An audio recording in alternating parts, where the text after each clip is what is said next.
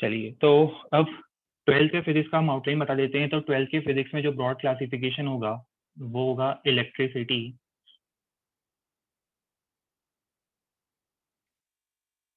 And magnetism. सबसे जो heavy portion होता है, जैसे आपका 11th में मैकेनिक्स सबसे ज़्यादा वेटेज वाला पोर्शन होता था, वैसे ही 12th का सबसे ज़्यादा वेटेज वाला पोर्शन होगा इलेक्ट्रिसिटी एंड मैग्नेटिज्म। फिर इसके बाद छोटे टॉपिक्स आते हैं, 2-3 छोटे टॉपिक्स आते हैं। इसमें से एक होता है optics, geometrical as well as wave optics, optical instruments. Although आपका 60-70% ऑप्टिक्स तो मेरे ख्याल से कंप्लीट हो गया है। रिमेनिंग ऑप्टिक्स का कुछ पोर्शन बचा है जो कि हम लोग सेशन के एंड में कंप्लीट करते हैं। जैसे ऑप्टिकल इंस्ट्रूमेंट्स रह गया है, वेव ऑप्टिक्स जो है वो रिमेनिंग है। तो वो सब चीज़ें आपके सिलेबस के एंड में शेड्यूल्ड हैं। और उसके बाद हम लोग बात करेंगे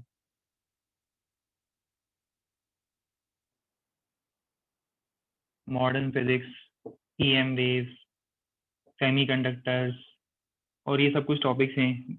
एटॉमिक स्ट्रक्चर, न्यूक्लियर फिजिक्स, ये सब कुछ आता है under the heading of modern physics.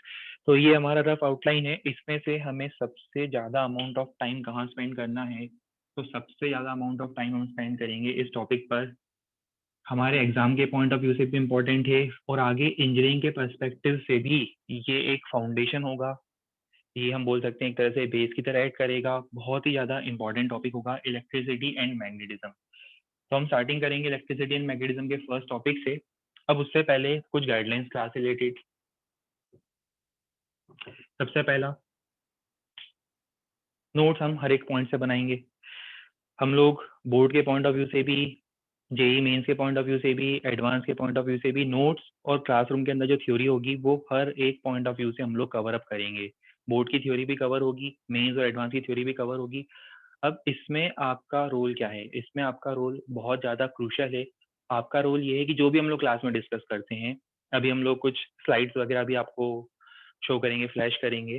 तो जो भी हम लोग क्लास में थ्योरी और सब कुछ डिस्कस करते हैं,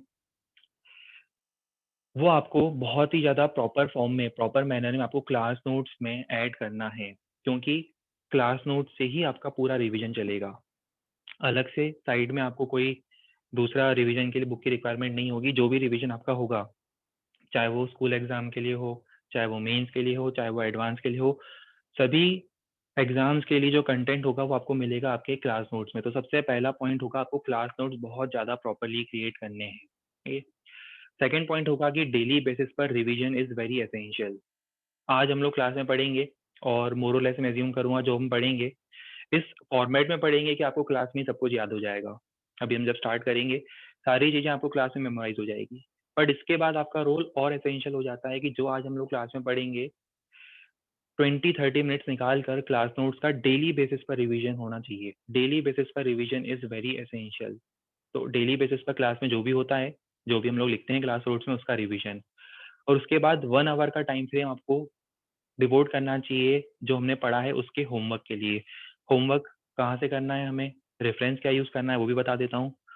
मॉड्यूल होमवर्क रहेगा हमारा एच सी वर्मा वॉल्यूम 2 सबके पास होगी, वो हमारे लिए होमवर्क होगा।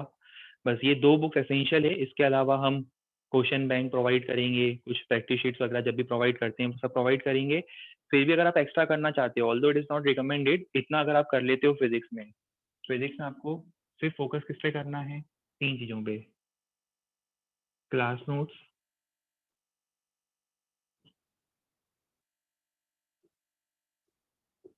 HCV and module.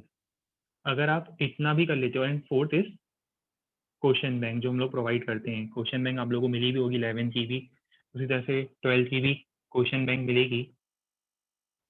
ये 4 चीज़ें एसेंशियल है। अगर आप इतना ही कर लेते हो, ये अपने आप में वैसे तो बहुत ज़्यादा है, it is more than sufficient. इतना कर लेते हो, गारंटीड है कि फिजिक्स आपका पूरा कवर हो जाता है। But again in case if you want कि आपको कुछ और एक्स्ट्रा करना है, provided you have time, sufficient time still left after completing chemistry as well as other subjects, maths also including maths. फिर भी अगर आपको लगता है तो you can also refer, optional में बता रहा हूँ, नॉट कंपल्सरी नहीं है, it is not a compulsion. ये कंपल्शन है हमारे लिए। इसके बाद भी अगर कोई एक्स्ट्रा कुछ मटेरियल सॉल्व करना चाहता है तो 12th 11 12 वाले स्टूडेंट्स के लिए रिकमेंडेड होता है DC पांडे। अरिंदी जो सीरीज होती है, बट अगेन ये हमारे लिए एसेंशियल होगा, ये ऑप्शनल है। If you can do it, ठीक है, चल जाएगा, कोई दिक्कत नहीं है। अदरवाइज इतना कंप्लीट कर लो, मोर देन सफिशिएंट है। ठीक, चलिए अब हम लोग स्टार्ट करते हैं हमारे फर्स्ट टॉपिक से। इलेक्ट्रिसिटी एंड मैग्नेटिज्म में जो हम सबसे पहला टॉपिक स्टार्ट करेंगे वो होगा कंसेप्ट ऑफ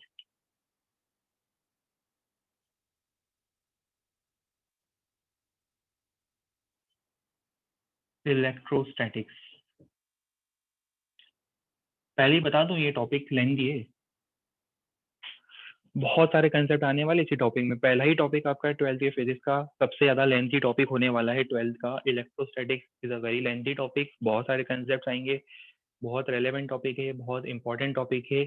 आपको throughout the length of this entire topic you have to maintain proper focus. ठीक है, तो इलेक्ट्रोस्टैटिक्स का सबसे पहले बेसिक मीनिंग अगर आपसे पूछा जाए कि इलेक्ट्रोस्टैटिक्स क्या है, जल्दी से एक लाइन में कुछ आइडिया दो मुझे। मैसेज में आप ड्रॉप कर सकते हो, सिर्फ एक लाइन में आइडिया दो, what is the meaning of electrostatics.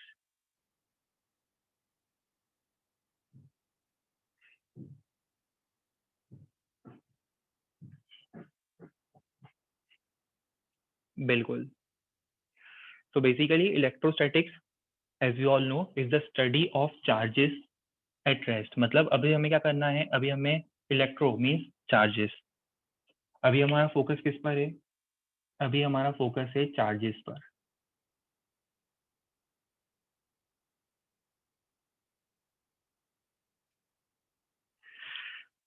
पर जब हम बोलते हैं स्टैटिक्स, तो स्टैटिक्स का मतलब when charges are at rest. तो electrostatics is nothing but it is the study, it is basically the study of charges and their properties when they are at rest। अभी हम लोग चार्जेस को rest में consider करेंगे। इसके बाद हमारा नेक्स्ट टॉपिक होगा करंट इलेक्ट्रिसिटी। करंट इलेक्ट्रिसिटी में चार्जेस जब मोशन में होते हैं, जब वो रेस्ट में नहीं, जब वो मूव करेंगे तब हम उन्हें और डिटेल में स्टडी करते हैं, बट अभी हमारा कंसर्न होगा study of charges at rest. ठीक है, अब इसके अंदर टॉपिक के अंदर हमें कुछ सब टॉपिक्स पढ़ने हैं। अब इसके अंदर सब टॉपिक्स क्या होंगे वो भी मैं आपको बता देता हूँ। अच्छा, बेसिकली आप लोग ये मोरलेस टॉपिक के स्टार्टिंग में मैंने आपके लिए एक थोड़ा सा ये इस तरह से ये इंट्रोडक्शन इसलिए दिया है क्योंकि मोरलेस के अंदर आप जितने भी एलिमेंट्स देख रहे हो, कई बार आप लोगों के माइंड में क्यूरियोसिटी होती है कि ये सब इलेक्ट्रिक सर्किट्स के अंदर ये सब एलिमेंट्स क्या हैं। तो आपको बता दूं कि ये सारे एलिमेंट्स, इसमें से 80-90% एलिमेंट्स जो हैं इनफैक्ट आप लोग 12th क्लास में पढ़ने वाले हो। फॉर एग्जांपल कैपेसिटर हो गया, ये आपके सिलेबस में है, capacitor is in our syllabus. Resistors हमारे सिलेबस में है, आगे जाकर ट्रांजिस्टर्स, डायोड्स, वो भी हमारे सिलेबस में, जैसे ये ट्रांजिस्टर दिख रहा है आपको, ये भी हमारे सेमीकंडक्टर के सिलेबस में है। उसके अलावा ये जो टॉराइड्स होते हैं और ट्रांसफॉर्मर्स होते हैं, ये भी हमारे सिलेबस में। तो बेसिकली मोरलेस हम लोग बहुत सारे सर्किट एलिमेंट्स और उनका इंपॉर्टेंस देखने वाले हैं over the entire course of electricity and magnetism. तो अगेन इंजीनियरिंग के पॉइंट ऑफ व्यू से, पर्सपेक्टिव से, all this topics are very important. Basically foundation है इंजीनियरिंग का एक तरह से हम अगर देखें तो। चलिए, तो अभी हम लोग बात कर रहे थे इलेक्ट्रोस्टैटिक्स की। अभी नोट करने से पहले समझ लो एक बार और, अभी हमने बताया था it is the study of charges at rest. अब इस टॉपिक का फर्दर डिवीजन कैसे होने वाला है, इस टॉपिक के अंदर फर्दर हम कौन से सब टॉपिक्स पढ़ने वाले हैं। स्टार्टिंग हम लोग करेंगे चार्जेस क्या होते हैं, उनका बेसिक मीनिंग क्या होता है। उसके बाद हम लोग बात करेंगे कूलम्स लॉ की, जो फोर्स ऑफ अट्रैक्शन या रिपल्शन बिटवीन टू चार्जेस होता है उसको गवर्न करने वाली इक्वेशन। उसके बाद कुछ कंसेप्ट हम लोग इंट्रोड्यूस करेंगे, इलेक्ट्रिक फील्ड, इलेक्ट्रिक पोटेंशियल, और आई एम अज्यूमिंग कि आप लोगों ने ग्रेविटेशन में gravitational field, gravitational potential energy पढ़ा है पहले भी। तो कुछ उसी तरह का केस होगा, बट हम लोग पढ़ेंगे for electricity, charges, electric field and electric potential. कुछ नई चीजें भी इंट्रोड्यूस होगी। गॉस लॉ, ये हमारे लिए एंटायरली नया होगा, 11th में नहीं था, ये हम लोग इंट्रोड्यूस करेंगे। और फिर हम लोग फाइनली बात करेंगे कंडक्टर्स क्या होते हैं एंड उनकी प्रॉपर्टीज क्या होती है, कंडक्टर और उनकी प्रॉपर्टीज का डिस्कशन होगा। ठीक है, तो अभी आपको क्या करना है, अलग से फिर से कॉपी मेंटेन करनी है, प्रॉपर कॉपी मेंटेन करनी है। उसमें आपको हेडिंग लिखनी है इलेक्ट्रोस्टैटिक्स और ये स्टेटमेंट लिखना है, सिर्फ इतना ही लिखना है जितना मैं बता रहा हूँ, हेडिंग और ये स्टेटमेंट। नोट करो, मैं सफिशिएंट टाइम दूंगा सबको। पर क्लास नोट्स बिल्कुल प्रॉपरली प्रॉपर हैंडराइटिंग में क्रिएट करने हैं, ताकि जब हम आगे रिवाइज करें हमें रिवाइज करने में भी कोई प्रॉब्लम ना आए।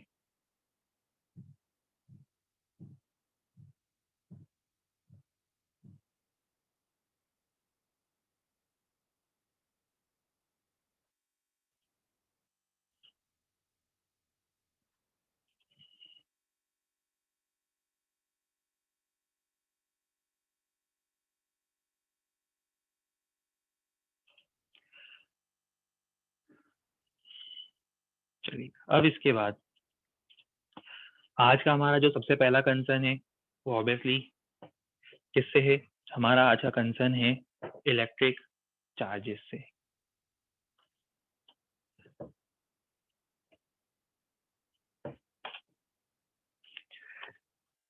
अभी पूरा डिस्कशन हमारा होगा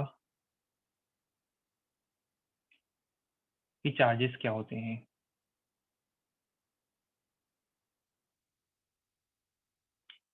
तो बेसिकली अगर बहुत वीक सेंस में डिफाइन किया जाए तो हम इसे डिफाइन कैसे करेंगे, it is the intrinsic property of matter. Matter की एक प्रॉपर्टी होती है जिसके वर्च्यू के कारण दो लाइक चार्जेस एक दूसरे को रिपेल करते हैं, दो अनलाइक टाइप के चार्जेस एक दूसरे को अट्रैक्ट करते हैं। अब देखो इसके पीछे एग्जैक्टली कोई रीजन नहीं होता है, अगर आप सोचो कि ये रिपल्शन या अट्रैक्शन का एग्जैक्ट रीजन क्या है, तो we can not define any particular reason या we can not assign any particular reason. ये सिंपली एक ऑब्जर्व फिनोमिना होता है। मतलब हम ऑब्जर्व करते हैं कि जिस तरह से दो मास एक दूसरे को अट्रैक्ट करते हैं, हमने ऑब्जर्व करा कि चार्जेस के दो टाइप्स होते हैं, कुछ सिमिलर टाइप के चार्जेस होते हैं तो एक दूसरे को रिपेल करते हैं, and if they are unlike charges then there is attraction between them. तो ये बेसिक डेफिनेशन हो गई जो अभी हम लिखेंगे, और सबको पता है चार्जेस दो टाइप के होते हैं। First, positive charge, charge of proton. Second, negative charge, charge of electron. तो आज हम लोग पूरा डिस्कशन जो हमारा होगा वो होगा related two charges and their properties. तो पहले हम चार्ज की बेसिक डेफिनेशन नोट करेंगे।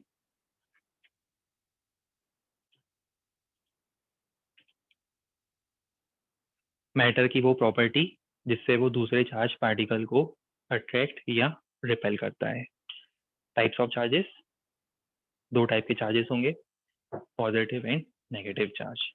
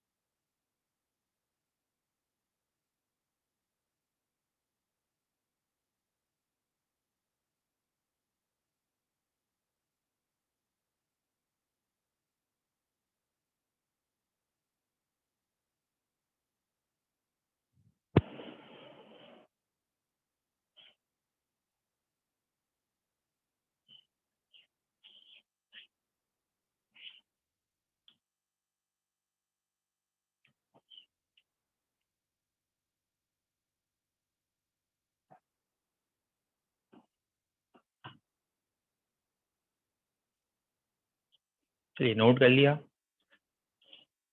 मैं फिर रिपीट कर दूं। आपको क्या करना है, आपको सिर्फ ब्लाइंडली नोट नहीं करना है, नोट करने के साथ साथ पूरा सीक्वेंस याद करते जाना है। हम लोग एंड में रिवाइज भी करेंगे, आपको पूरा सीक्वेंस याद करते जाना है। तो पहले हमने इलेक्ट्रोस्टैटिक्स की डेफिनेशन देखी, मेंटल मेमोरीज को क्रिएट करते जाओ। एक पूरा फ्लो चार्ट क्रिएट होना चाहिए माइंड में। फिर चार्जेस की डेफिनेशन, टाइप्स ऑफ चार्जेस पढ़ा। अब हम बात करेंगे प्रॉपर्टीज ऑफ चार्जेस की।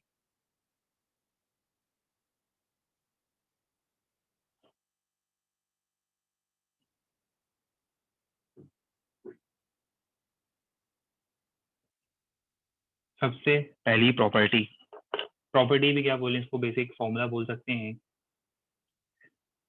आपको पता है कि current is the rate of flow of charge, तो अकॉर्डिंगली मैं रफ साइंस में, वैसे हम लोग करंट इलेक्ट्रिसिटी में ज़्यादा डिटेल में देखेंगे, हम लोग ऐसा लिख सकते हैं Q equals to I T. सबको पता है नहीं formula, Q equals to I T. क्या हम लोग इस फॉर्मेट में इसको लिख सकते हैं, charge current into time. Although हम आगे जाकर करंट, चार्जेस, इन सब के बारे में और डिटेल में पढ़ेंगे, बट अभी ब्रीफ लेवल पर हम ऐसा लिख सकते हैं। ये मैं क्यों लिख रहा हूँ, क्योंकि यहाँ से मैं चार्ज की एसआई यूनिट डिस्कस करना चाहता हूँ। क्या यहाँ से हम लोग चार्ज की एसआई यूनिट बता सकते हैं? डेफिनेटली बता सकते हैं। एसआई यूनिट ऑफ चार्ज यहाँ से आ जाएगा, current is a fundamental quantity. Charge fundamental नहीं है, 11 में पढ़ा है आप लोगों ने, fundamental and derived quantity.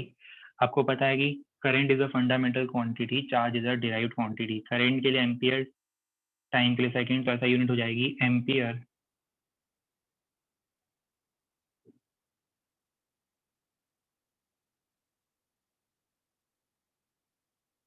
Ampere second, और इसी को हम बोलते हैं कूलम।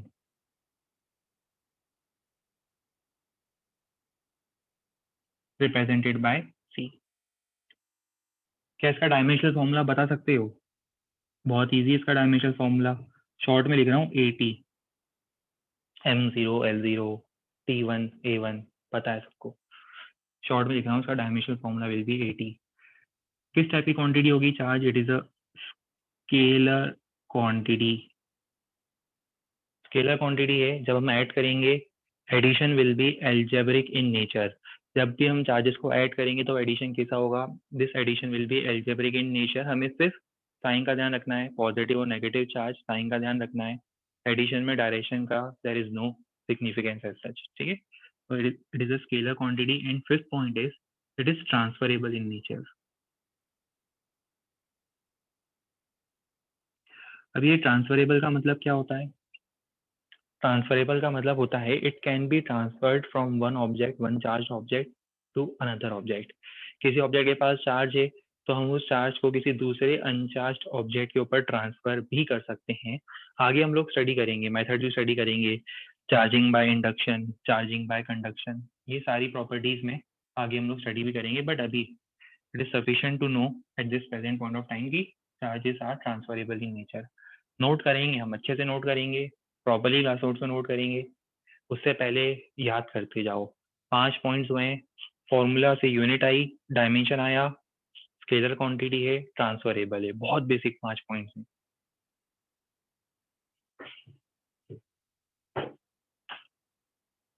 तो नोट आपको करना है स्क्रीन से।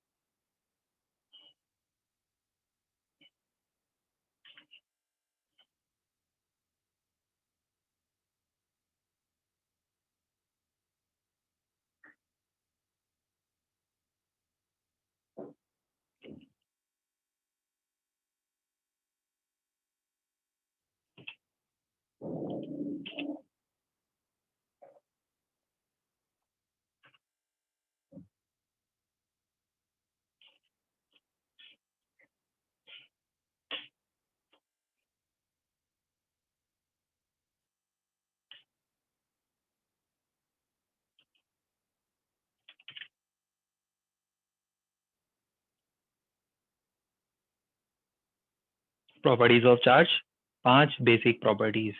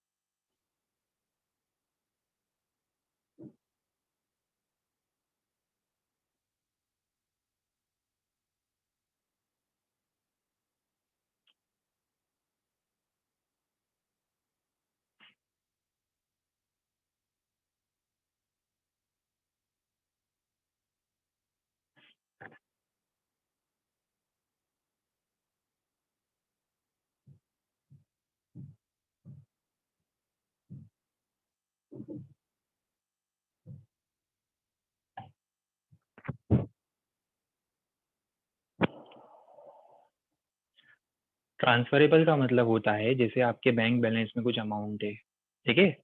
और आपके फ्रेंड को रिक्वायरमेंट है, तो क्या आप आपका बैंक बैलेंस आपके फ्रेंड को ट्रांसफर कर सकते हो?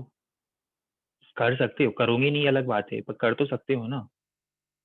ये अलग बात है कि आप बिल्कुल ट्रांसफर नहीं करोगे, हमें पता है कि एज अ फ्रेंड आप कभी किसी की हेल्प नहीं करोगे, वो सब फैक्टर्स हमें नोन है, ठीक है? But other than that it is possible ना, it is possible for us to transfer that particular amount into someone else account. तो उसी फैशन में क्या होता है, charge is transferable in nature का मतलब होता है अगर किसी ऑब्जेक्ट के पास कुछ चार्ज प्रेजेंट है, सपोज एक ऑब्जेक्ट है और इस ऑब्जेक्ट के पास चार्ज प्रेजेंट है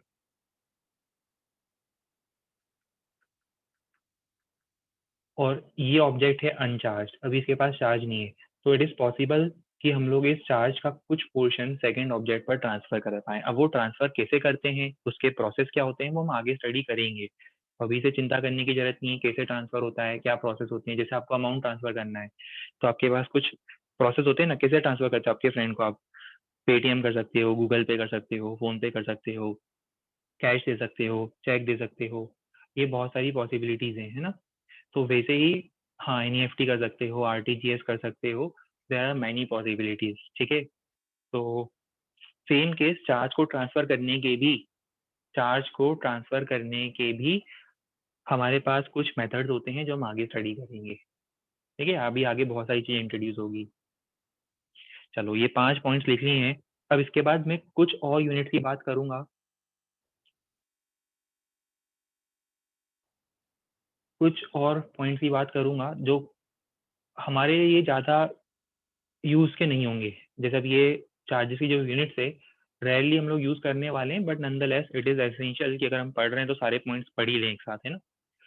चलिए, तो इसमें से एक पॉइंट होता है कि एक प्रैक्टिकल यूनिट भी होती है चार्ज की, 1 फैराडे। 1 फैराडे होता है 96500 कूलम। क्या आप लोगों ने इसको इलेक्ट्रोकेमिस्ट्री में यूज़ करा है अभी तक? इलेक्ट्रोकेमिस्ट्री शायद 12th में होगा, फिर पढ़ोगे आप लोग ये। केमिस्ट्री में आप लोग पढ़ोगे, इलेक्ट्रोकेमिस्ट्री में आप लोग पढ़ने वाले हो, बट अभी से आप लोग चाहो तो याद कर सकते हो कि एक प्रैक्टिकल यूनिट होती है जो आप केमिस्ट्री में यूज करोगे, इलेक्ट्रोकेमिस्ट्री में यूज करोगे, वो होती है 1 फैराडे, जो होता है 96500 कूलम। इसके अलावा 1 एम्पियर आवर भी यूज होता है, बट ज़्यादा यूज में नहीं आता। मैं लिख देता हूँ पहले, फिर हम लोग आराम से लिख लेना। देखो, फिफ्थ पॉइंट के बाद सिक्स पॉइंट हम लोग बात कर रहे हैं यूनिट्स की। तो प्रैक्टिकल यूनिट, जैसे ऐसा यूनिट तो क्या होती है, कूलम होती है। प्रैक्टिकल यूनिट में होता है 1 फैराडे, 96500 कूलम। इसके बाद एक और यूनिट होती है 1 एम्पियर आवर।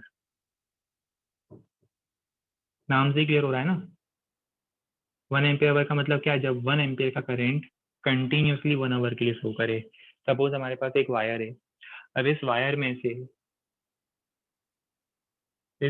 से करंट ऑफ 1 एम्पियर अगर कंटिन्यूसली 1 आवर के लिए, अगर हम वॉच लगाते हैं और कंटिन्यूसली 1 आवर के लिए फ्लो करता है, तो इस पूरे प्रोसेस के एंड में जितना चार्ज ट्रांसफर होगा, वैसे चार्ज ऐसे ट्रांसफर होता नहीं ऑब्वियसली सबको पता है, but just for the sake of memorisation हम लोग इस टाइप से इसको डिस्क्राइब करने की कोशिश करें। अदरवाइज तो ऑब्वियसली बात है, क्लोज सर्किट होना चाहिए, है ना? हमें सबको पता है कि क्लोज सर्किट होना चाहिए, बस just for the sake of understanding हम लोग मान रहे हैं कि जितना चार्ज एक्यूमुलेट होगा वो चार्ज होगा 1 एम्पियर आवर। तो 1 एम्पियर का करंट जब कंटिन्यूसली 1 आवर के लिए फ्लो करता है, तो जितना चार्ज ट्रांसफर होता है that amount of charge is called 1 ampere our. कितना हो जाएगा बताओ? 3600 कूलम। समझ में आता है क्यों? आवर को हम कन्वर्ट करेंगे सेकंड्स में, आवर्स को मिनट्स में, मिनट्स को सेकंड्स में। एम्पियर 1 है, 1 एम्पियर और 3600 सेकंड। सबको क्लियर होता है, ठीक है? ये कुछ यूनिट्स हो गई। अब इसके अलावा क्या होता है कि हम लोग कुछ छोटी यूनिट्स भी यूज करते हैं। अब छोटी यूनिट्स का मतलब क्या होता है? छोटी यूनिट्स में आता है जैसे millicoulomb, microcoulomb, nanocoulomb. ये आप लोगों को पूरा टेबल याद है? आप लोगों ने प्रोबेबली 11th क्लास में यूनिट्स एंड डायमेंशन में पढ़ा होगा। मिली, माइक्रो, एसआई प्रीफिक्स जिसको बोलते हैं, पावर ऑफ 10, वो exa, peta, terabyte, gigabyte, megabyte, वो कंप्लीट एक टेबल होता है 10 की पावर का। अरे मना मत करा करो, सब लोगों ने पढ़ा है। अब आपने रिवाइज नहीं करा, ये अलग बात है, क्लासरूम में तो हुआ था। अब आप लोग रिवाइज नहीं करते हो तो वो, मैंने आपको बताया ना, ये मिस्टेक है आप लोगों के एंड पर।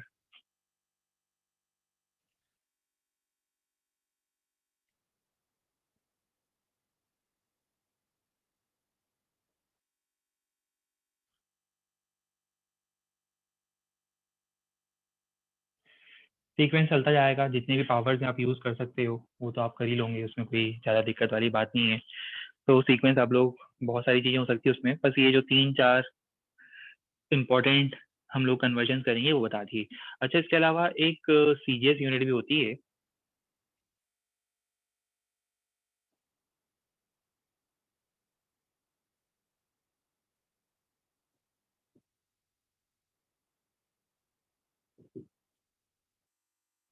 वैसे हम लोग कभी यूज़ नहीं करने वाले हैं इसको, ठीक है। अब ये डिस्कशन में आया इसलिए बता दिया, अदरवाइज का यूज़ तो कहीं नहीं आने वाला है। इसको हम बोलते हैं ईएसयू, इलेक्ट्रोस्टैटिक यूनिट। क्या बोलते हैं? ईएसयू। ये होती है सीजीएस यूनिट। तो बेसिकली जिस पर हमारा फोकस है वो ये है, ऑब्वियसली होना भी चाहिए था फोकस इस पर। ऐसा यूनिट जो है, इसका हम कभी यूज़ नहीं करने वाले, रेयरली एक आध बार कभी गलती से यूज़ हो जाए, अदरवाइज हम पूरा काम एसआई में करने वाले हैं। बट अगेन अगर कभी होता है यूज़, सीजीएस यूनिट, ठीक है।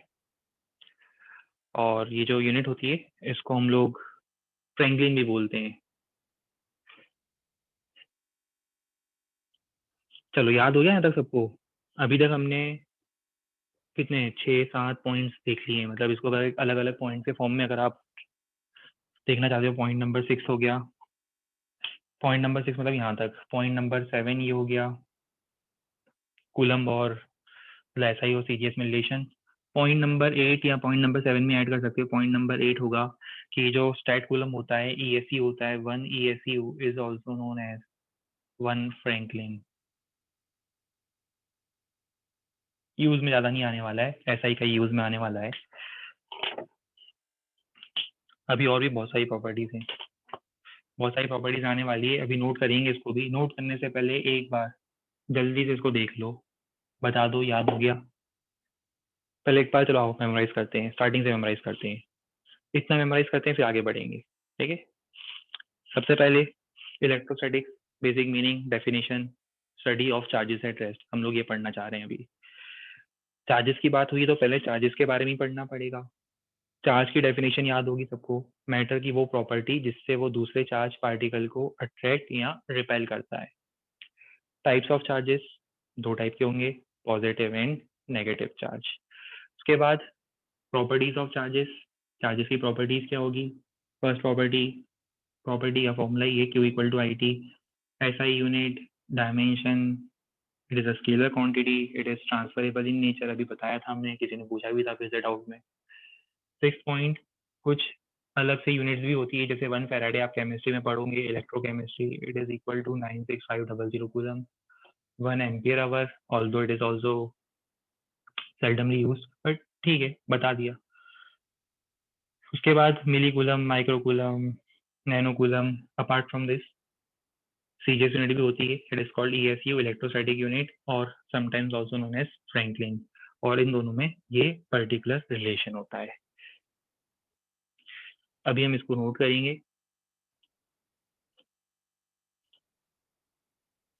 फिर आगे और प्रॉपर्टीज डिस्कस करेंगे।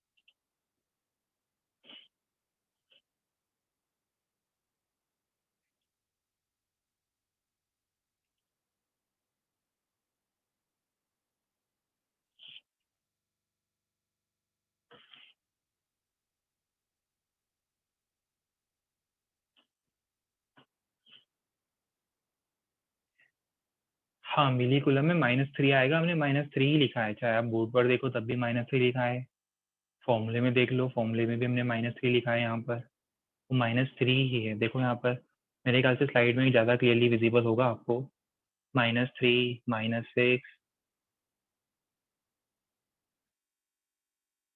-9। बोर्ड पे हमने कुछ और लिखा है, क्या बात कर रहे हो? चेक करते हैं, ये देखो, -3, -6, -9, ये 3 है, ये 9 होता है, इसको हम 3 बोलते हैं, ये 9 है। शायद आपको ऐसा कंफ्यूजन हो रहा हो देखने में।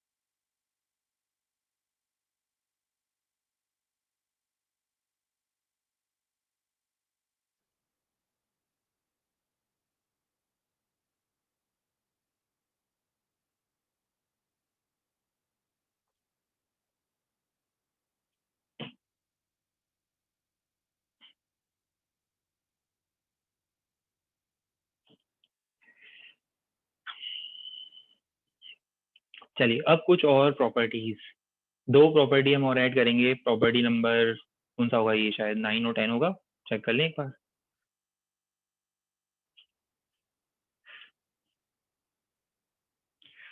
Property number 9,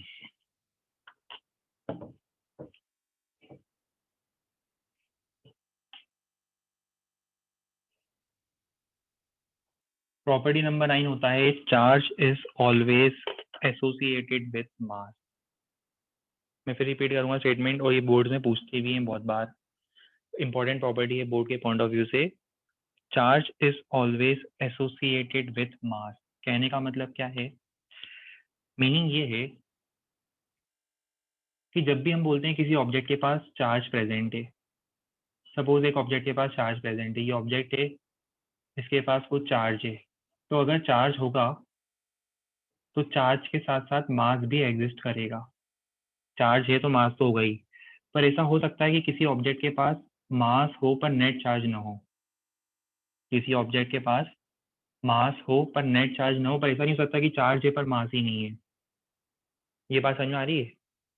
mass can exist even without net charge, बिना चार्ज के भी, बिना नेट चार्ज के भी मास एग्जिस्ट कर सकता है। जैसे इनफैक्ट न्यूट्रॉन की बात करते हैं, चलो, इलेक्ट्रॉन, प्रोटॉन, न्यूट्रॉन। न्यूट्रॉन के पास क्या है, मास है पर चार्ज नहीं है, तो मास हो सकता है, और जरूरी नहीं है कि उसके साथ चार्ज हो हमेशा, बट अगर चार्ज प्रेजेंट है तो चार्ज के साथ साथ उस मैटर के पास मास होना जरूरी है। चाहे हम इलेक्ट्रॉन की बात करें, चाहे प्रोटॉन की बात करें, अगर इनके पास चार्ज है तो साथ में मास भी है। तो charge is always associated with mass, charge can never exist without mass, but mass may exist even without net charge। yes या no, हाँ या ना में रिप्लाई कर दो, क्लियर हो पा रहा है या पॉइंट या नहीं हो पा रहा है? क्लियर है, बहुत बढ़िया, चलो बढ़िया। तो इसको यहाँ शॉर्ट में ही रख रहे हैं इस डिस्कशन को, बहुत सिंपल सा डिस्कशन था, क्लियर है सबको?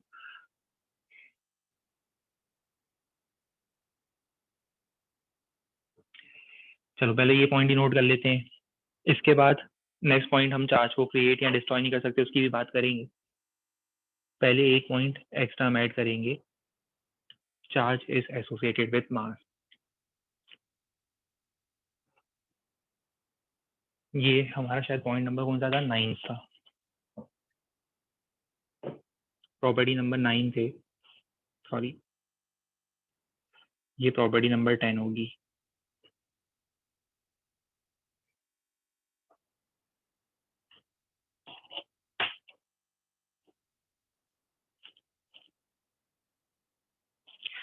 अभी प्रॉपर्टी नंबर 10 मत लिखना, इसमें मैं कुछ मॉडिफिकेशन करवाऊंगा।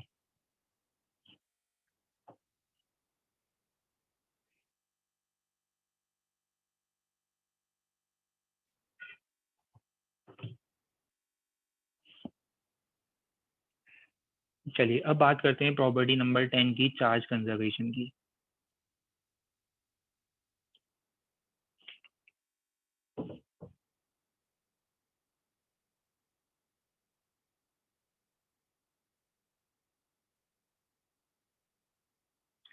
आइसोलेटेड सिस्टम सबको पता है ना, जब हम बोलते हैं आइसोलेटेड सिस्टम, ठीक है, जो सराउंडिंग से बिल्कुल कट ऑफ होता है, कुछ एंटर या एग्जिट नहीं करेगा, उसको हम बोलेंगे आइसोलेटेड सिस्टम। तो आइसोलेटेड सिस्टम के अंदर जो नेट चार्ज होता है, सपोज ये एक आइसोलेटेड सिस्टम है, एक आइसोलेटेड बाउंड्री है और इसके अंदर 7 कूलम का चार्ज है, ये हमेशा कंजर्व होगा। अब हम इस चार्ज को क्या कर सकते हैं, ब्रेक कर सकते हैं, 4 कूलम, 3 कूलम, फर्दर ब्रेक कर सकते हैं, 2 कूलम, 1 कूलम। हम चार्जेस को ब्रेक जरूर कर सकते हैं, पर अगेन जब भी हम इसका सम निकालेंगे तो उस सम का जो वैल्यू आएगा वो कितना आएगा, equal to the initial amount of charge. मतलब एक आइसोलेटेड सिस्टम के अंदर टोटल चार्ज रिमेन्स कंजर्व। अभी देखो इसमें एक स्टेटमेंट आता है, charge can never be created nor be destroyed. ये पूरी तरह से सही नहीं है। हम क्या बोलेंगे, हम ऐसा बोलेंगे, net charge of an isolated system, net charge of an isolated system can never be created और नॉर बी डिस्ट्रॉयड। देखो चार्ज को हम क्रिएट भी कर सकते हैं, डिस्ट्रॉय भी कर सकते हैं। चार्ज को डिस्ट्रॉय कैसे कर सकते हैं, देखो आगे न्यूक्लियर फिजिक्स में हम लोग फिनोमिना पढ़ेंगे, प्रोसेस पढ़ेंगे, जहाँ पर एक प्रोटॉन और एक इलेक्ट्रॉन एनिलिएट होते हैं, कंबाइन होते हैं in order to form a neutron. समझ रहे हो ना, प्रोटॉन और इलेक्ट्रॉन कंबाइन होकर न्यूट्रॉन बना देते हैं। अब अगर प्रोटॉन और इलेक्ट्रॉन कंबाइन होकर न्यूट्रॉन बनाते हैं, न्यूक्लियर फिजिक्स की रिएक्शन में आएगा, चिंता नहीं करना, न्यूक्लियर फिजिक्स की रिएक्शन में आएगा। प्रोटॉन और इलेक्ट्रॉन कंबाइन होकर न्यूट्रॉन बना देते हैं। तो देखो इस प्रोसेस में क्या हुआ, इस प्रोसेस में हमने चार्ज को तो डिस्ट्रॉय कर दिया, पॉजिटिव चार्ज था, नेगेटिव चार्ज था, दोनों डिस्ट्रॉय हो गए। तो चार्ज को हम क्रिएट भी कर सकते हैं, न्यूट्रॉन को हम प्रोटॉन और इलेक्ट्रॉन में ब्रेक भी कर सकते हैं। हम चार्ज क्रिएट भी कर सकते हैं, हम चार्ज डिस्ट्रॉय भी कर सकते हैं, पर नेट चार्ज का कोई क्रिएशन नहीं हुआ है। देखो नेट चार्ज हमने क्रिएट नहीं करा है, नेट चार्ज डिस्ट्रॉय नहीं करा है। इंडिविजुअल चार्जेस हमने हो सकता है क्रिएट करे हों, हो सकता है डिस्ट्रॉय करे हों, but overall net charge of an isolated system को हम लोगों ने नहीं क्रिएट करा, नहीं हम उसको डिस्ट्रॉय कर सकते हैं। तो बात चार्जेस की नहीं हो रही है, बात हो रही है net charges of an isolated system. It can never be created nor be destroyed. Point clear हो रहा है क्या ये सबको?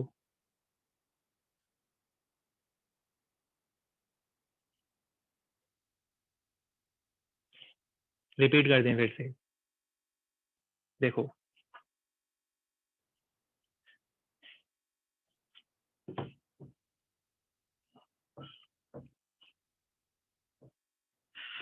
पॉइंट का मीनिंग ये है कि हमारे पास एक, पहली बात तो हमें समझना पड़ेगा आइसोलेटेड सिस्टम क्या है। आइसोलेटेड सिस्टम का मतलब ये है कि सराउंडिंग से कोई चार्ज एंटर भी नहीं करेगा, कोई लीव भी नहीं करेगा। अब सपोज इस आइसोलेटेड सिस्टम के अंदर पहले से ही कुछ चार्ज प्रेजेंट था, ये 2 स्फेरिकल बॉल थी, इनफैक्ट 3 स्फेरिकल बॉल ले लेते हैं चलो, +10 कूलम, +2 कूलम, -4 कूलम, -6 लिख देते हैं चलो, ठीक है। टोटल चार्ज कितना है सिस्टम का, चलो आप लोग मुझे बताओ सिस्टम का टोटल चार्ज कितना है। टोटल चार्ज कितना हो गया, 6 हो गया ना, प्लस या माइनस, प्लस हो गया बिल्कुल। चलो तो total charge of the system is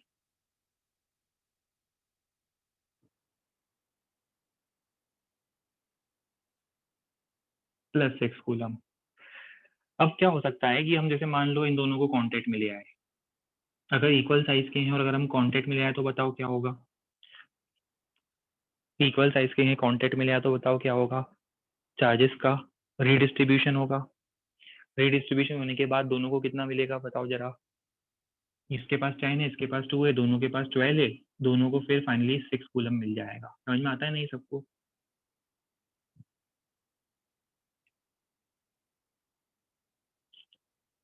बढ़िया। ठीक है, सेम साइज के हैं, अगर अनइक्वल साइज के होते हैं तो भी हम आगे पढ़ेंगे, क्योंकि टॉपिक तो बहुत डिटेल में जाने वाला है। टॉपिक तो इतना डिटेल में जाने वाला है कि अगर स्फीयर का साइज अनइक्वल हुआ, नेट चार्ज का मतलब क्या होता है? अरे भाई, नेट चार्ज का मतलब सभी चार्जेस का sum. It is a scalar quantity, it can be added directly. Net charge means सबको हम ऐड कर देंगे। ठीक है, सबको हमें क्या करना है? ऐड करना है। ठीक है। अरे अट्रैक्शन रिपल्शन तो वही होगा, बट आइसोलेटेड सिस्टम में हम देख रहे हैं कि इन सब चार्जेस का सम कितना है। अट्रैक्शन रिपल्शन छोड़ दो, टेक्निकल चीजों पर ध्यान दो यहाँ पर जिसकी हम बात कर रहे हैं, और वो ये है कि टोटल चार्ज होगा +6। अच्छा, अब इसके बाद एक काम करो, इन दोनों को कॉन्टेक्ट में लाओ। अब मुझे बताओ क्या होगा, इन दोनों को कॉन्टेक्ट में लाने पर क्या होगा? ये दोनों एक दूसरे के चार्जेस को न्यूट्रलाइज कर देंगे। अब देखो, इस प्रोसेस में चार्ज डिस्ट्रॉय हो रहा है, ये जीरो हो गया, ये भी जीरो हो गया। मतलब कहीं ना कहीं चार्जेस जो थे वो डिस्ट्रॉय होना स्टार्ट हो गए। एक पॉजिटिव चार्ज था वो भी डिस्ट्रॉय हो गया, नेगेटिव चार्ज था वो भी डिस्ट्रॉय हो गया। बट इस पूरे प्रोसेस में भी जो total charge of the system है वो कितना है? +6 कूलम है। टोटल चार्ज पर कोई इफेक्ट नहीं आया है। तो नेट चार्ज या total charge of isolated system will always remain constant. Charge में बी क्रिएटेड, इट में also be destroyed in the process. Charge create कर सकते हैं, डिस्ट्रॉय कर सकते हैं, पर नेट, NET, नेट चार्ज को हम लोग क्रिएट या डिस्ट्रॉय नहीं कर सकते। ठीक है।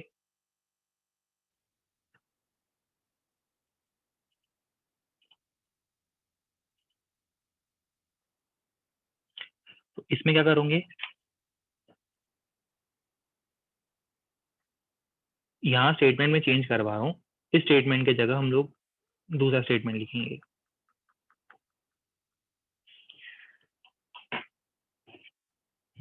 में लिखो, ये ग्रीन कलर का लिखने के बाद लिखो, net charge, net charge of an isolated system, net charge of an isolated system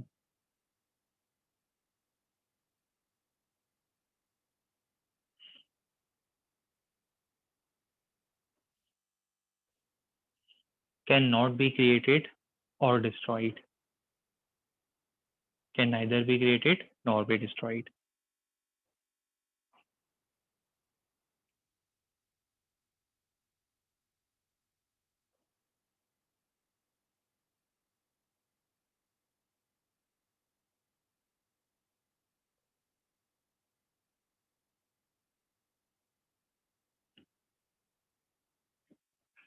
ठीक है। अब आपकी फेवरेट प्रॉपर्टी, इसके मैं डिटेल में नहीं जाऊंगा, सबको पता है, सिर्फ नोट करना है आपको। सबको पता है इस प्रॉपर्टी के बारे में, like charges they repel each other, unlike charges attract each other. सब लोग फैमिलियर हैं इस प्रॉपर्टी से, डायग्राम में भी दिख रहा है आपको। इसे बस स्टेटमेंट के फॉर्म में नोट कर लो।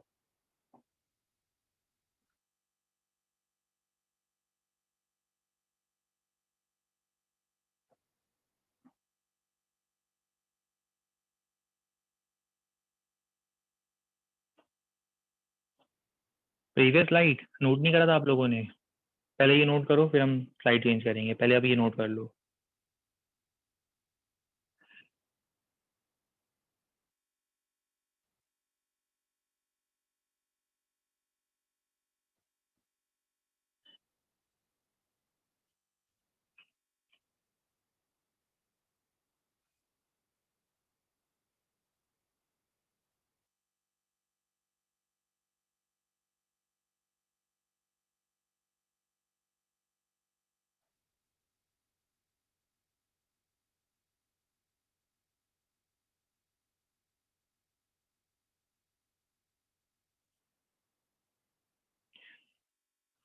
लास्ट स्लाइड जिन लोगों की मिस हो गई थी, देख लो जल्दी से। और कोशिश करा करो, मैं ऑलरेडी सफिशिएंट टाइम देता हूँ स्लाइड्स नोट करने के लिए। उस गिवन टाइम में कोशिश करा करो इजीली चीज़ें नोट हो जाए।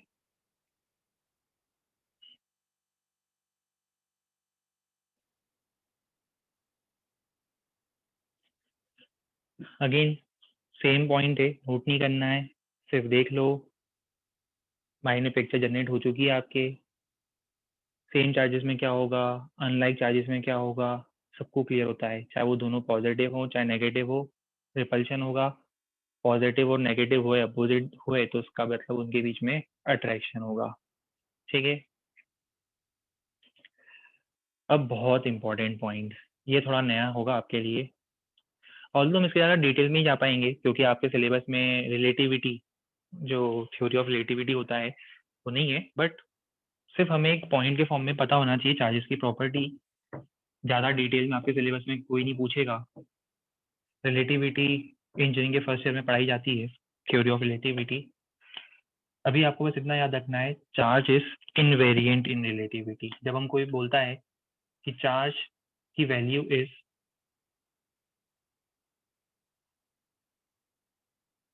इनवेरिएंट इन रिलेटिविटी, अब समझते हैं इसका मीनिंग क्या होता है। देखो मीनिंग ये है कि फिजिक्स में बहुत सारी क्वांटिटीज होती है, मास हो गया, चार्ज हो गया, टेम्परेचर हो गया, करंट हो गया, ठीक है, बहुत सारी प्रॉपर्टीज होती है, स्पीड हो गई, वेलोसिटी हो गई, एक्सेलरेशन हो गया। अभी सपोज एग्जांपल के पॉइंट ऑफ व्यू से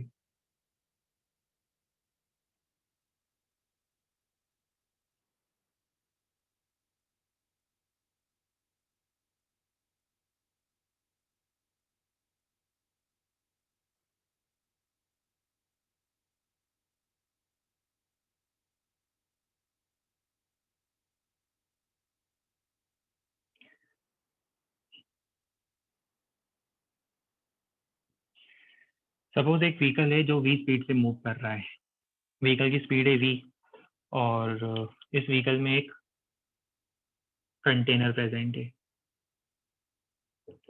इस कंटेनर के अंदर कुछ मास प्रेजेंट है,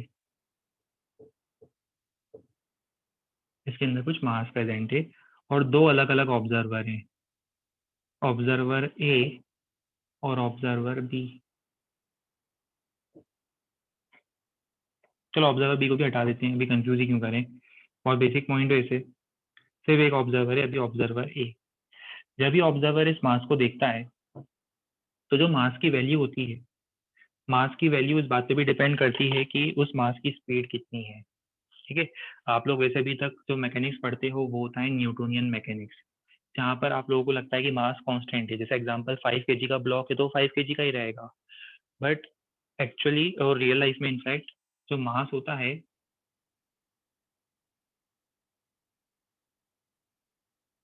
शायद काफी लोगों ने ये इक्वेशन देखी होगी, कुछ लोगों ने नहीं भी देखी होगी, ये रिलेटिविस्टिक मैकेनिक्स की इक्वेशंस होती है, आइंस्टाइन थ्योरी ऑफ रिलेटिविटी, कि जो मास होता है वो एग्जैक्टली इस बात पर भी डिपेंड करता है, मास इस बात पर भी डिपेंड करता है कि उसकी स्पीड क्या है। अगर हम स्पीड चेंज करेंगे तो मास की वैल्यू भी देखो चेंज होगी, तो इसका मतलब मास को हम बोलेंगे mass is variant, mass vary करेगा।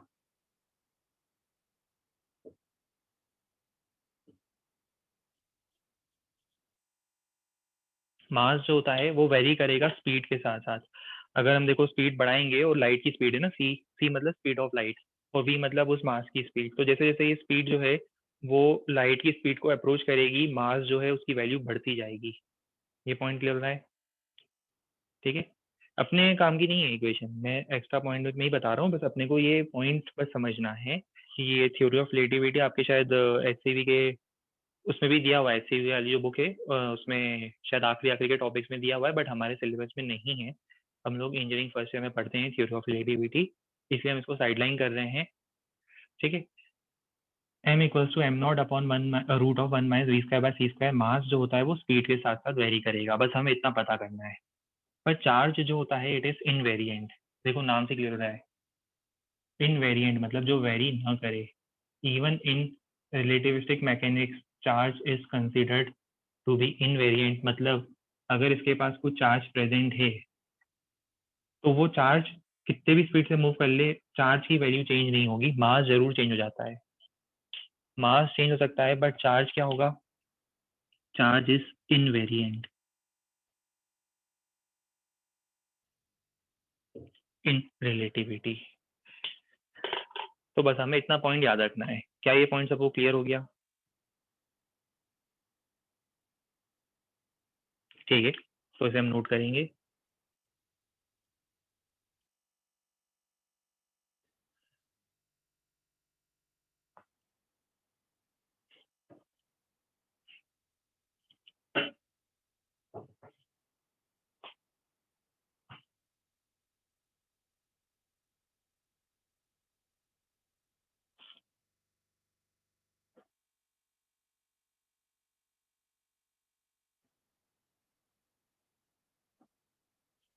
देखो मैं फिर रिपीट कर रहा हूँ कि मास स्पीड के साथ कैसे चेंज होता है, it is entirely different topic जो अभी हमारे किसी कंसर्न का नहीं है। देखो फिजिक्स आप लोगों को क्या लगता है बहुत छोटा टॉपिक है ना? और फिजिक्स बहुत वाइड है, बहुत ब्रॉड है, बहुत वास्ट है। और हम लोगों की सबकी अंडरस्टैंडिंग, आपकी हमारी हम सबकी understanding is very limited, to be very frank and very honest. ठीक है, हर एक टॉपिक को पढ़ने में बहुत ज़्यादा टाइम लगेगा फिजिक्स में। अब इसके पीछे के रीजन क्या होते हैं, उनके अपने कैलकुलेशन अलग चलते हैं। ठीक है, हमें ज़्यादा प्रॉपर्टी ट्रीट करना है। फिर भी कोई अगर ज़्यादा डिटेल में देखना चाहता है कि क्यों चेंज होता है, कैसे चेंज होता है, तो आप लोग एच का 12th क्लास की जो एच उसका आखिरी टॉपिक है शायद रिलेटिविटी, पढ़ सकते हो। इंजीनियरिंग में आपको डिटेल में पढ़ाएंगे, इंजीनियरिंग फर्स्ट ईयर में आप लोगों को डिटेल में पढ़ाया जाएगा। फॉर्मूले की कोई रिक्वायरमेंट नहीं है हमारे लिए। मैंने सिर्फ एक्स्ट्रा पॉइंट बताया था, फॉर्मूले की रिक्वायरमेंट नहीं है। वो सब भूल कर हम सिर्फ उस चीज पर फोकस करेंगे which is relevant for us. Done? चलिए गुड, नोट कर लिया, बढ़िया। अब एक प्रॉपर्टी और आने वाली है,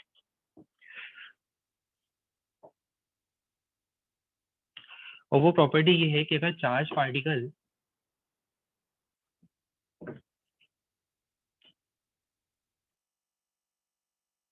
रेस्ट पर होता है तो क्या होगा। सपोज 3 केस में बता रहा हूँ आपको। फर्स्ट केस,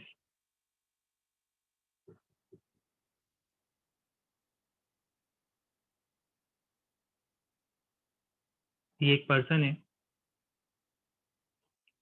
और इस पर्सन के पास एक चार्ज पार्टिकल है। ठीक है,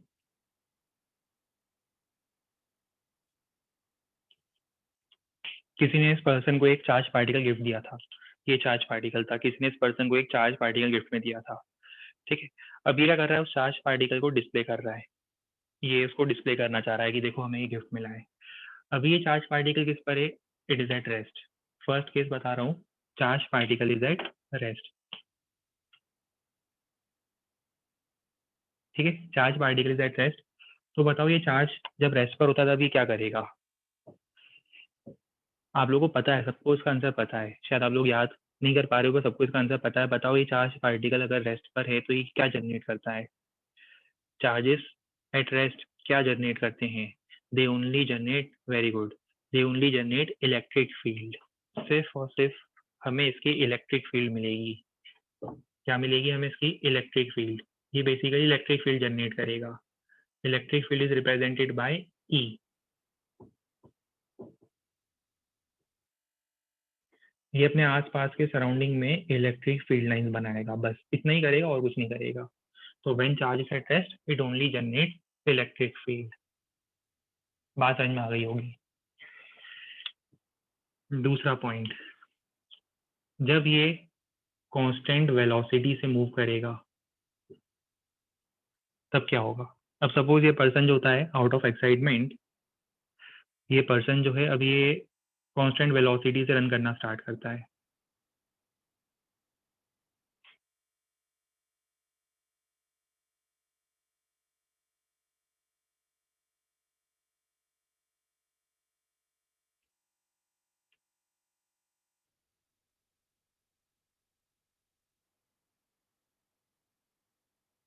ये ऑब्जर्वर है, ये ऑब्जर्वर है और ये चार्ज है। ठीक? ये चार्ज हो गया, ये ऑब्जर्वर हो गया। और अब क्या होगा बताओ, अगर ये कांस्टेंट वेलोसिटी से मूव कर रहा है, वेलोसिटी भी बना देते हैं, वेलोसिटी कांस्टेंट है। बताओ। बहुत बढ़िया। देखो, इलेक्ट्रिक फील्ड तो बनाएगा ही, इलेक्ट्रिक फील्ड तो उसे बनानी ही है, बट साथ में इस बार वो मैग्नेटिक फील्ड भी जनरेट करेगा। तो इस बार वो electric as well as magnetic field, E plus B, electric plus magnetic field दोनों क्रिएट करेगा। इसका कुछ एग्जांपल बता सकते हो कि आपने कभी पढ़ा है मैग्नेटिक फील्ड क्रिएट करता हुआ चार्ज पार्टिकल? कहीं पढ़ा है? नहीं, मैग्नेटिक फील्ड एम नहीं होता है, ठीक है? इस तरह के प्लीज लॉजिक मत लगाया करो सब लोग। ये फिजिक्स है, इसमें ऐसा होता है, इलेक्ट्रिक फील्ड ई होता है, मैग्नेटिक फील्ड बी होता है, ठीक है? अब मैग्नेटिक फील्ड एम नहीं होता है। बिल्कुल, मैं बताता हूँ आप लोगों ने कहाँ पढ़ा है ये। बहुत basic phenomena, current carrying wire, 9th में पढ़ा होगा, 10th में पढ़ा होगा। तब तो आप लोग स्कूल भी आते थे, आप लोगों ने पढ़ा होगा। जब करंट कैरिंग वायर की हम बात करते हैं तो current carrying wire magnetic field lines बनाता है। उसके पास याद है, आप एक कंपासी नीडल रखते हो, कंपासी नीडल डिफ्लेक्ट होना स्टार्ट होती है due to the magnetic field generated by this current. अब करंट का मतलब क्या है? करंट का मतलब है कि चार्जेस क्या कर रहे हैं, मूव कर रहे हैं। इमेजिन करो, वायर को इमेजिन करो, वायर के अंदर करंट फ्लो कर रहा है। इमेजिन करो कि चार्जेस कंटिन्यूस मोशन में है, तो when charges are in motion they will generate magnetic field. तो मूविंग चार्जेस के पास होती है मैग्नेटिक फील्ड। तीसरा पॉइंट, ये और ज्यादा इंटरेस्टिंग होगा अब।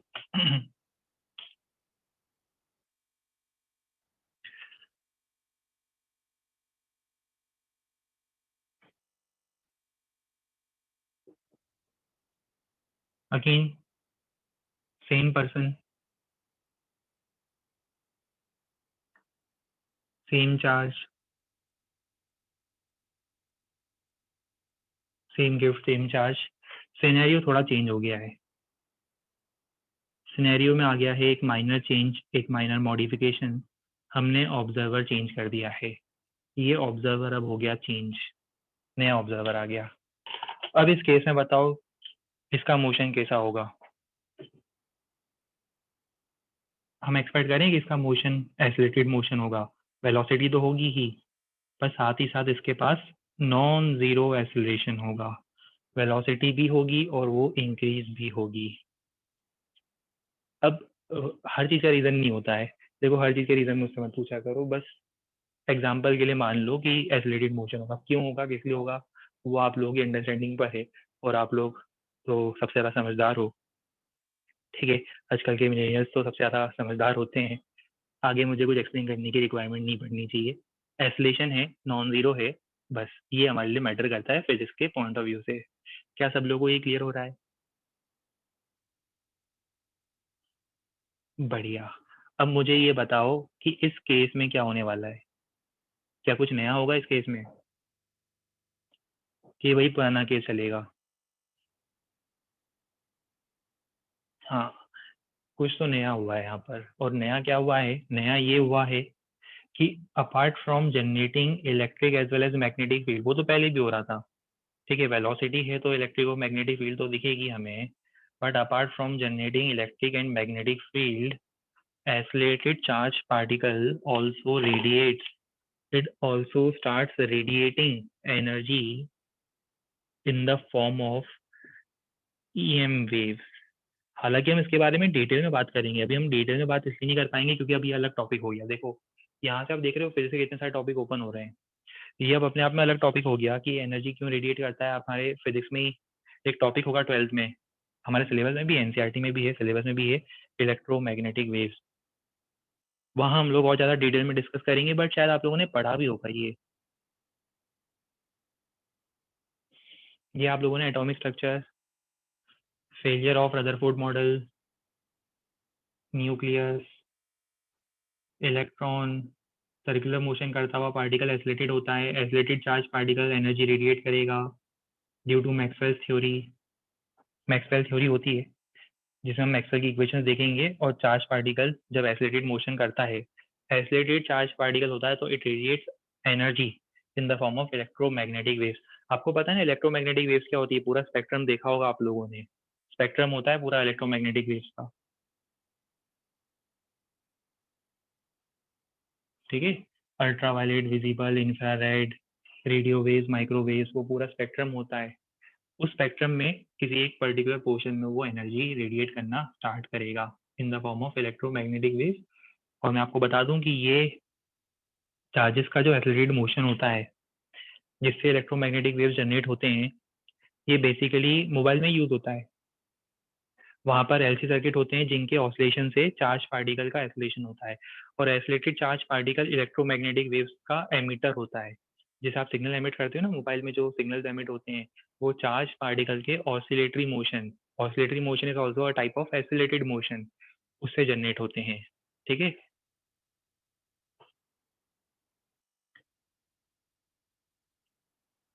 चलिए, पॉइंट क्लियर है, याद रहेगा सबको। तीन चीजें बताइए। बढ़िया। मेमोराइज करते जा रहे हो सारी चीजें क्लास में? कुछ याद हो रहा है? जितना अभी तक पढ़ा उतना कुछ याद भी हो रहा है कि नहीं हो रहा है? क्या मैं एज्यूम करूं कि सिर्फ बाद में जब क्लास कंप्लीट हो जाएगी, क्लास जब कंप्लीट हो जाएगी उसके बाद जब आप रिवाइज करोगे तो 10-15 मिनट्स में पूरी चीज़ें फिर से याद, सारी चीज़ें फिर से याद आ जाएगी? चलो ठीक है। बढ़िया, गुड। चलिए, तो इसको हम लोग अभी नोट करेंगे पहले।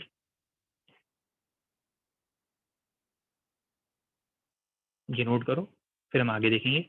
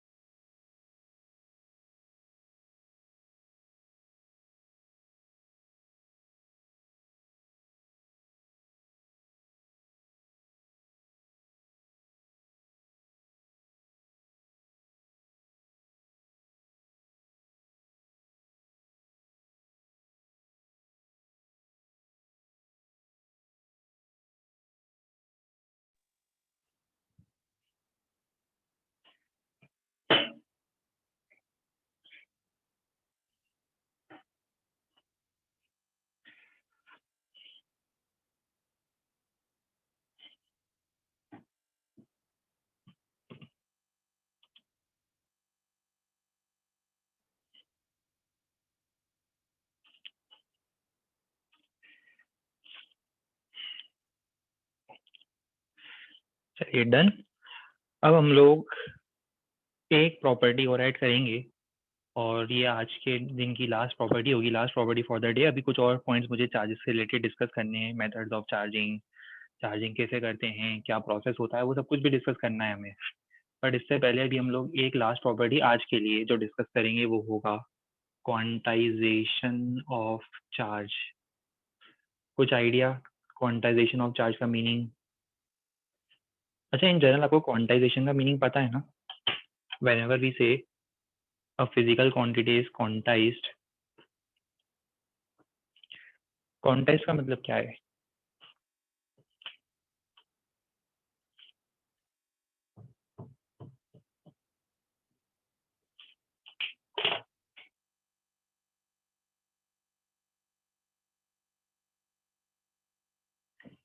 क्वांटाइजेशन का मीनिंग होगा कि जब कोई क्वांटिटी किसी स्मॉलेस्ट नंबर के इंटीग्रल मल्टीपल में एग्जिस्ट करती है, उसे हम बोलते हैं क्वांटाइजेशन। एग्जाम्पल जैसे अभी इस मीटिंग के अंदर, जो भी हमारी ये जूम मीटिंग चल रही है, इसके अंदर जो नंबर ऑफ पार्टिसिपेंट्स हैं, दे आर क्वांटाइज्ड। क्वांटाइज मतलब एक पार्टिसिपेंट हो सकता है, एक के बाद दो ही आएंगे, दो के बाद तीन, तीन के बाद चार, फोर के बाद फाइव। ये स्मॉलेस्ट क्वांटिटी है और इसके इंटीग्रल मल्टीपल ही मिलेंगे। क्या आपको ऐसा मिलेगा क्या कि नंबर ऑफ पार्टिसिपेंट आपने देखा कि देखते हैं, चलो आज मीटिंग में कितने लोग आए हैं, और आपने देखा अर्ली मॉर्निंग मीटिंग है, 8 o'clock से मीटिंग है, देखते हैं फर्स्ट क्लास में कितने आते हैं, सेकंड क्लास में कितने आते हैं, थर्ड क्लास में कितने आते हैं। और ऑब्वियस बात है कि फर्स्ट क्लास होती है 8 o'clock की, तो पार्टिसिपेंट काउंट थोड़ा कम होता है। बट क्या ऐसा होगा कि 4.5, 6.7 इस टाइप के पार्टिसिपेंट्स मिले हमें? Is it possible? Example, staircase आपने देखे होंगे, एक के बाद दो, दो के बाद तीन स्टेयर केस क्वांटाइज होते हैं। ठीक है, 1/4 स्टेयर केस, 1/3 स्टेयर केस वैसे तो नहीं मिलना चाहिए हमें। तो इस टाइप से जो चीजें होती हैं उनको हम बोलते हैं दे आर क्वांटाइज। और ये जो स्मॉलेस्ट क्वांटिटी होती है, इसको हम बोलते हैं क्वांटा।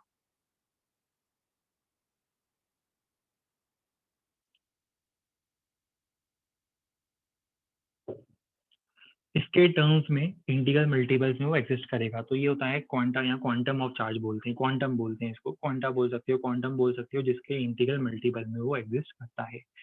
अब same goes with charge. Charge की अगर हम बात करें तो चार्ज स्मॉलेस्ट पॉसिबल हमें कितना मिलेगा? स्मॉलेस्ट पॉसिबल चार्ज जो हमें मिलेगा वो होगा चार्ज ऑन प्रोटॉन या फिर चार्ज ऑन इलेक्ट्रॉन। इससे कम चार्ज हमें नहीं मिल सकता। अब एक प्रोटॉन या एक इलेक्ट्रॉन से कम चार्ज कहाँ से लाओगे? स्मॉलेस्ट पॉसिबल चार्ज जो हमें मिलेगा, it will either be a charge on proton और इलेक्ट्रॉन। बात समझ में आ रही है? 1 कूलम नहीं होता है, 1 प्रोटॉन या 1 इलेक्ट्रॉन। ठीक है, इसके बाद हमें मिलेगा तो क्या मिलेगा बताओ? 2 proton, 2 electron, 3 proton, 3 electron, 4 proton, 4 electron. मतलब इंटीग्रल मल्टीपल्स में एग्जिस्ट करेगा of the smallest possible quantity. और ये स्मॉलेस्ट पॉसिबल क्वांटिटी क्या होगी? This smallest possible quantity is either charge on proton और charge on electron, and charges will always appear in the form of integral multiples n times e या फिर n times p। मतलब n times charge of electron या n times charge of proton, where n is integer, 0, 1, 2, 3, इस type से integer values होनी चाहिए। ये होता है क्वांटाइजेशन ऑफ चार्ज। बात समझ में आ रही है? जैसे आप लोग स्वीट के शॉप पे जाते हो, ठीक है, और आपका फेवरेट स्वीट लेने की कोशिश करते हो। अगर मान लो वो इन टर्म्स ऑफ, जैसे सपोज एक लड्डू हो गया, तो जब आप उसका पैकेट लोगे तो आपको 5 के बाद 6, 6 के बाद 7 मिलेंगे ना। आप शॉपकीपर को ऐसा नहीं बोल सकते कि हमें तो 3.7 चाहिए, वो आपको शॉप से बाहर निकाल देगा। ठीक है, समझ जाएगा कि ये लेने नहीं आया, टाइम वेस्ट करने आया, तो आपको शॉप से बाहर निकाल देगा। तो आप जब भी बोलोगे तो in terms of integral multiple बोलोगे। अभी भी क्लियर नहीं हुआ? अरे अभी तो क्लियर हो जाना चाहिए था इस एग्जाम्पल के बाद।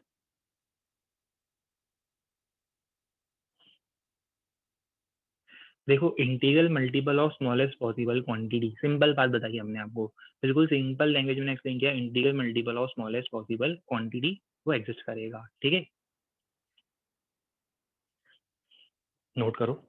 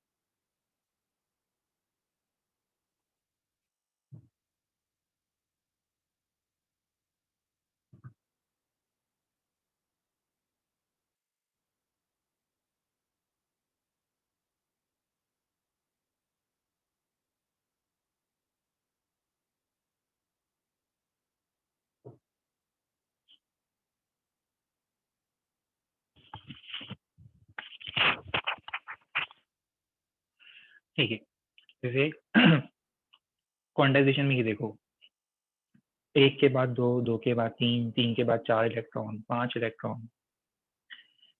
इसी तरह से अगर सीक्वेंस कंटिन्यू होगा तो Ne, where n has to be an integer, fraction के फॉर्म में वो एग्जिस्ट नहीं करेगा। ठीक है,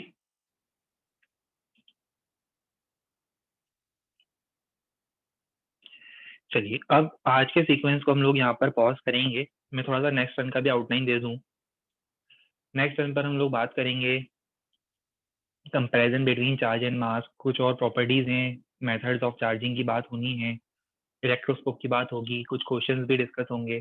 सारी चीजें आगे नेक्स्ट टर्न पर और कंटिन्यू होगी। तो आज का सेशन हम यहाँ पे पॉज कर रहे हैं। अब आपको पता है आपका होमवर्क क्या है। आपका होमवर्क आज का जो सिंपल सा होमवर्क है, सिंपल सा होमवर्क ये है कि जो आज हम लोगों ने क्लास नोट्स में लिखा है आपको उसे रिवाइज करना है। ठीक है, सिर्फ इतना सिंपल सा होमवर्क आपके लिए है। यहाँ पॉज कर रहे हैं आज का सेशन, आगे नेक्स्ट टाइम पर फिर से कंटिन्यू करेंगे। Goodbye and take care.